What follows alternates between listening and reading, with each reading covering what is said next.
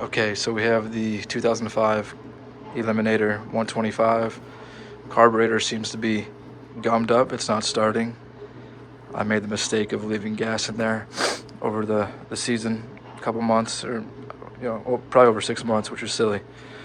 So I'm gonna empty out the gas in the tank and remove the carburetor. First thing we're gonna do, make sure you have your petcock to on, and then we're gonna just remove this fuel line right here. And with it's kind of like a suction feed system, so with this on, it shouldn't leak out a lot of gas, but we'll see. If it does, we can just always pinch the hose or just drain all the gas out of the tank. So that's the first step. All right, so get yourself a container that could hold gas if this does start leaking all the way. And I don't think it's going to, though. I think it'll hold it as long as that's on the on position. If it's on prime, it'll flow really free. So let's see what happens.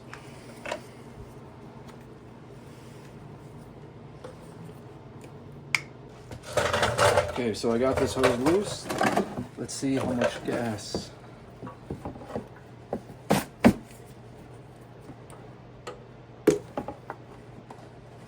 Yeah, so it's barely, oh, that gas looks so dirty. Oh my God. It's really not leaking at all, even though I have a pretty full tank here. So as long as you keep it on the on position, you're good. You could plug that if you want to be safe, or you can just kind of fold it upright somewhere and kind of tuck it that way for now. Now we're going to go to the other side and remove some other hoses. So we're going to want to remove this vacuum hose. There's a hose right back here. Remove that one, and this throttle assembly. We're loosen these nuts and then slide the cables out right there. And then from there we could remove the clamp here on the right side and the left side to the air box and wiggle it out.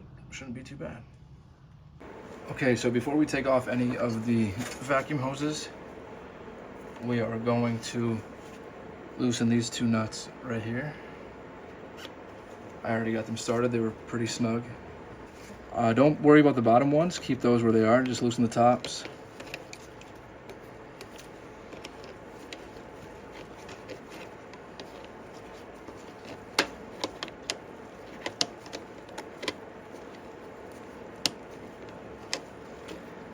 And then once you loosen it enough, we'll be able to slide it out.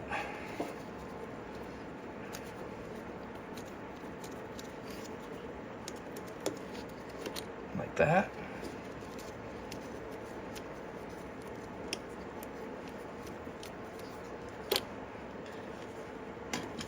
And then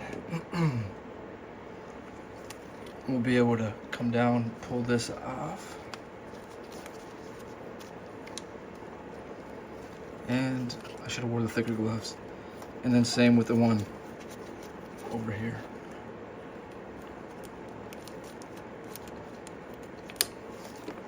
It definitely doesn't hurt to take pictures or measure or anything like that. So I'm gonna tuck these back here behind the spark plug over there.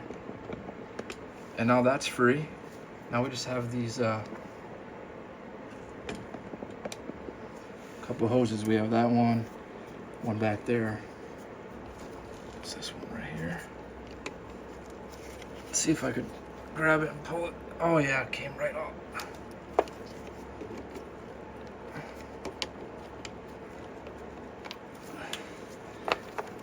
I think that's just another vent hose. It feels pretty stiff.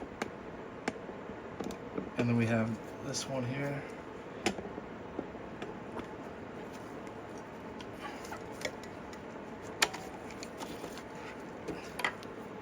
Okay, make sure you leave your clamp on the hose. That one wasn't too tight either. All right, so we got the throttle cables off, the vacuum line off, the main fuel line off, and now we're gonna loosen that clamp right here.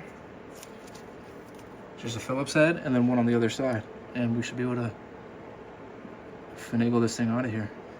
Okay, and the clamp that goes to the air box is right there. We're gonna loosen that up and see if we could get it out of there. I did notice, where are we? There is that clamp there. That's also holding the engine side on. There's two right there. So if I'm just wondering if I loosen up the outer one, if I'll be able to get it off, or I might have to loosen up that one in the middle right there. But yeah, loosen up that and then start wiggling. Okay, so I loosened this bracket and I slid it off the carburetor completely, back out of the way over there. And I got a flathead and I kind of was able to shimmy this out. So let's see if I can make any more progress here. Oh. All right, I basically just wiggled it and I missed the shot, but it's out.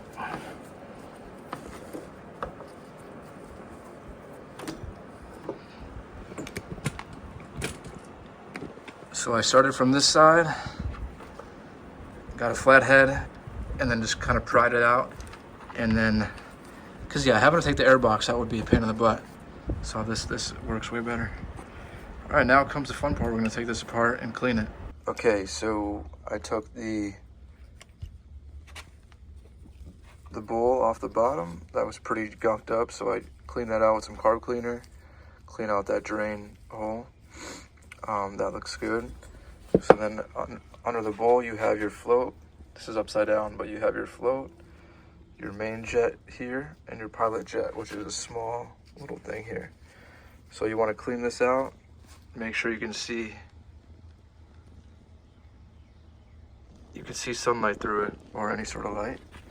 Spray some compressed air, clean that out, and just spray this all out, clean everything, and every other passage from, coming from the